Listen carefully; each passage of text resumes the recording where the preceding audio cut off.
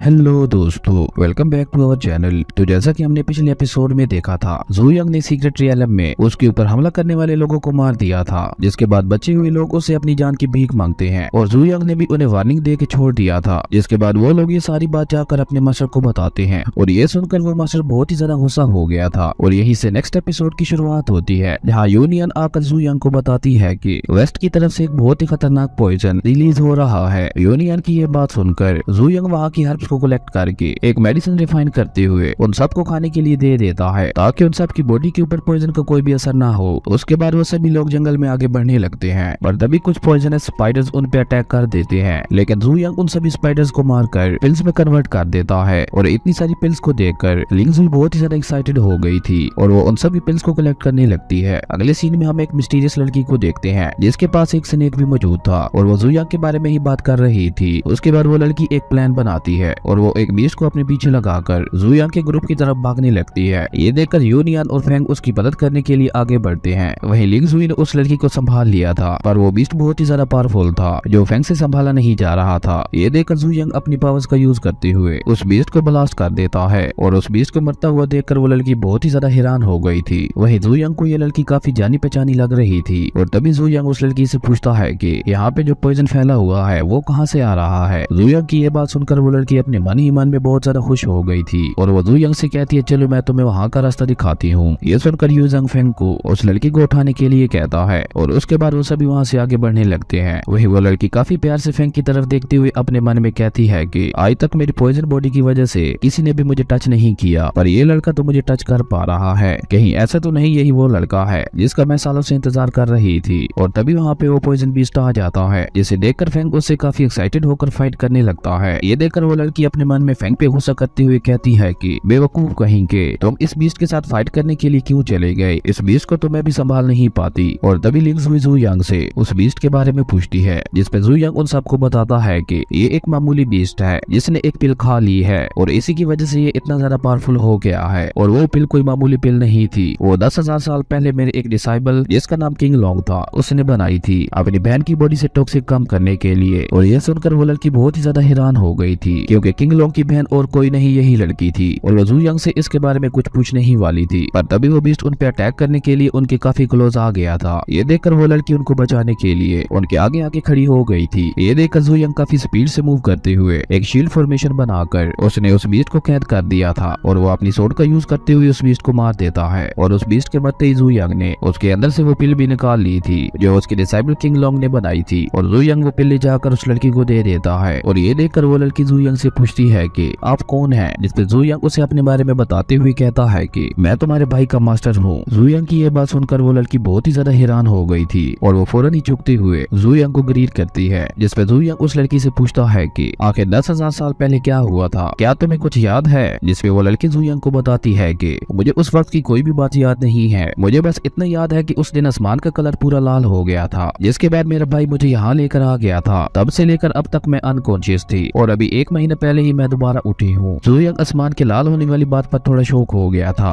उसके बाद वो सभी सीक्रेट रियलम से बाहर आ जाते हैं और जैसे ही वो लोग सीक्रेट रियलम से बाहर आते हैं तो जू यंग को एहसास होता है कि कोई उनकी बातें सुन रहा है, इसलिए वो अपना ऑरा रिलीज करते हुए उस आदमी को मार देता है। और उस आदमी के मरने के बाद जू यंग फेंग से कहता है कि इसे बाय रोड पर फेंक दो, जिसने भी इसे यहाँ भेजा था ये उसके लिए एक बढ़िया मैसेज होगा। इस आदमी के बारे में मैं आपको बता दूं, ये आदमी ट्रायल हाउस के मास्टर का आदमी था और वो अपने आदमी को मरा हुआ देखकर बहुत ही ज्यादा हैरान हो गया था। जिसके बाद वो अपने सर्वेंट को ऑर्डर देता है कि जाओ भाई को बुलाओ और उसे ये भी बता दो कि तुम्हारे भाई को जू यंग ने मार दिया है। अगले सीन में हमें टियानलैंड सेट दिखाया जाता है, यहाँ पे सभी डिसाइबल्स अपने पूरे जोश के साथ प्रैक्टिस कर रहे थे और तभी यूनियन उन सभी के लिए केक बनाकर लाती है और सभी को केक देने के बाद वो लिंग जुई से मास्टर जू यंग के बारे में पूछती है, जिसपे लिंग जुई उसे बताती है कि मास्टर हर्ब्स को कलेक्ट करने के लिए गए हुए हैं। लिंग जुई की ये बात सुनकर यूनियन भी उसी तरफ जा रही थी, पर तभी जाओ बाई ने रास्ते में उस पर अटैक कर दिया था। वहीं दूसरी तरफ हम जू यंग को देखते हैं जो उन हर्ब्स को रिफाइन करते हुए पिल बना रहा था और उसे यकीन ही नहीं हो रहा था कि इतनी कीमती हर्ब्स को लोगों ने घास फूस में मिला रखा है। पर तभी जू यंग को एहसास होता है कि यूनियन खतरे में है। वहीं दूसरी तरफ हम लिंग जुई और बाकी लोगों को देखते हैं जो आपस में बातें कर रहे थे, पर तभी वहाँ पे यूनियन आ गई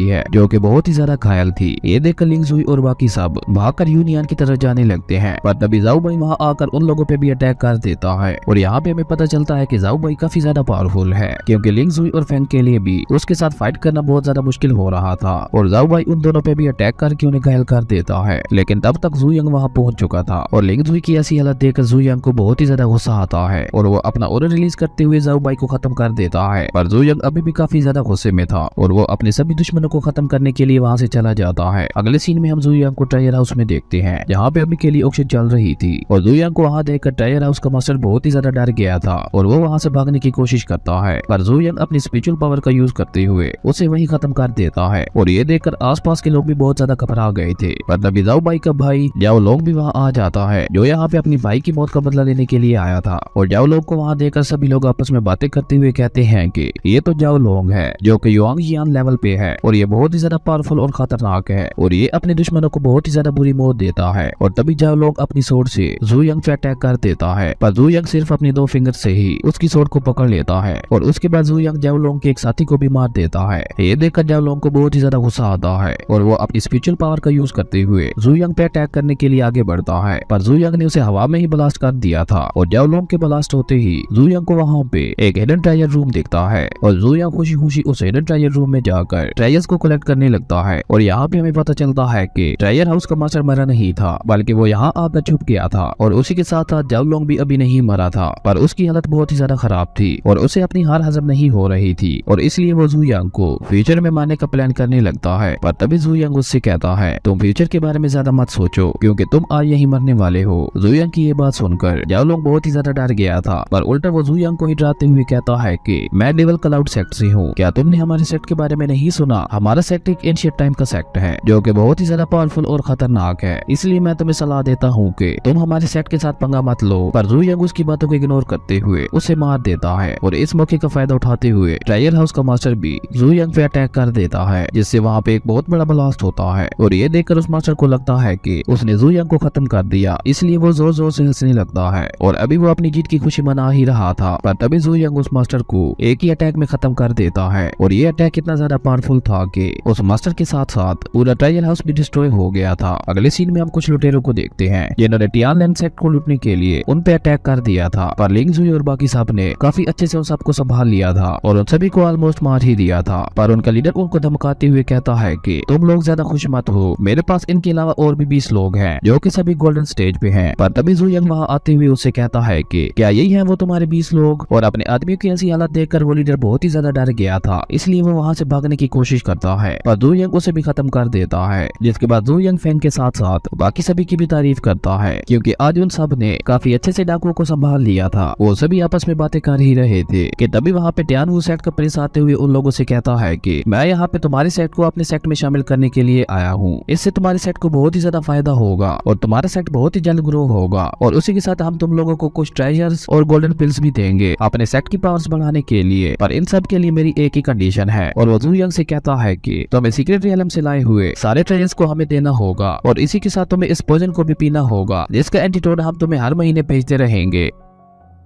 उस प्रिंस की ये सारी बातें सुनकर जू यंग के साथ साथ उसके डिसेबल्स को भी बहुत ही ज्यादा गुस्सा आता है और फ्रैंक उस प्रिंस का पॉइजन उसे ही खिला देता है और उसके बाद जू यंग अपना ऑर्डर रिलीज करता है जिसके इम्पैक्ट की वजह से प्रिंस और उसके साथी ऊपर हवा में ही कहीं उड़ गए थे। अगले सीन में हम फ्रैंक को देखते हैं जो अपने मास्टर की सिखाई हुई टेक्निक सीख चुका था और इसकी वजह से वो नेक्स्ट लेवल में भी ब्रेक थ्रू कर गया था। वहीं फ्रैंक के साथ साथ वो स्नेक गर्ल जिसका नाम जुई था वो भी युआन जियांग रियला में पहुंच चुकी थी और उसे भी जू यंग ने काफी सारी पॉइजन की स्किल सिखाई थी। और तभी यूनियन वहाँ आकर जू यंग को बताती है कि मुझे पता चला है कि साउथ वेस्ट की तरफ एक हेवनली लोटस है जो कि बहुत ही ज्यादा पावरफुल है। जिसके बाद वो दोनों उस हेवनली लोटस को लेने के लिए वहाँ पहुंच जाते हैं। पर जू यंग उस हेवनली लोटस को देखते हुए कहता है कि मैंने जितना सोचा था ये उतना भी ज्यादा पावरफुल नहीं है। और तभी वहाँ पे 3 आदमी आकर यूनियन पे अटैक कर देते हैं पर यूनियन उनमें से 2 को मार देती है। पर तीसरा आदमी बहुत ही ज्यादा पावरफुल था, उसने यूनियन को अपनी स्पिरिचुअल चेन्स में जकड़ लिया था और वो जू यंग को धमकी देते हुए कहता है कि ये हेवनली लोटस मेरे हवाले कर दो वरना मैं इस लड़की को यही मार दूंगा। इस पे जू यंग कुछ सोचते हुए हेवनली लोटस उस आदमी को दे देता है। पर जैसे ही वो हेवनली लोटस उस आदमी के पास जाता है तो वहाँ पे एक लो ग्रेड का बीस्ट आ जाता है जो कि उस हेवनली लोटस को प्रोटेक्ट कर रहा था। ये सब दरअसल जू यंग का ही प्लान था क्योंकि उसे इस बारे में ऑलरेडी पता था और अब क्योंकि वो लोटस उस आदमी के पास था इसलिए वो बीस्ट उस पे अटैक करके उसे खाने लगता है। और ये देखकर जू यंग उस हेवनली लोटस और यूनियन को लेकर वहाँ से चला जाता है। अगले सीन में हम 2 लोगों को देखते हैं जो एक हार्प को लेकर फाइट कर रहे थे। पर तभी वहाँ पे जू जूयंग आकर उस हर्ब को उठा लेता है और ये देखकर वो दोनों आदमी जूयंग पे अटैक कर देते हैं, पर जूयंग को उनके अटैक से कोई भी फर्क नहीं पड़ता। पर तभी वहाँ पे एक ब्लास्ट होता है जिसमें से एक लड़की घायल होकर बाहर आती है और वो उनसे हेल्प मांगती है और उसी के साथ उस लड़की को मारने वाले दो आदमी भी सामने आते हैं और वो वहाँ पे इतने सारे लोगों को देखकर कहते हैं कि क्यों ना हम इन सब को भी मार दें, और ये कहकर वो अपना ऑरा रिलीज करते हुए हर्ब के लिए फाइट करने वाले दोनों आदमियों को मार देते हैं। पर उनके ऑरा प्रेशर से जूयंग को कुछ भी नहीं होता और जूयंग को सही सलामत देखकर वो दोनों आदमी जूयंग पे अटैक कर देते हैं, पर जूयंग अपने सिर्फ एक हाथ से ही उन्हें दूर फेंक देता है। और उनके अटैक्स को देखते हुए जूयंग उनसे कहता है कि तुम्हारे अटैक्स को देखते हुए मुझे लगता है कि तुम लोग ब्लड डीमन कुंफू क्लैन से हो। जूयंग की ये बात सुनकर वो आदमी अपने मन में कहता है कि आखिर इसे कैसे पता चला कि हम डीमन ब्लड कुंफू क्लैन से हैं। इस पे जूयंग उनसे कहता है कि मैंने ऐसी प्रैक्टिस करवाने वाले क्लैन को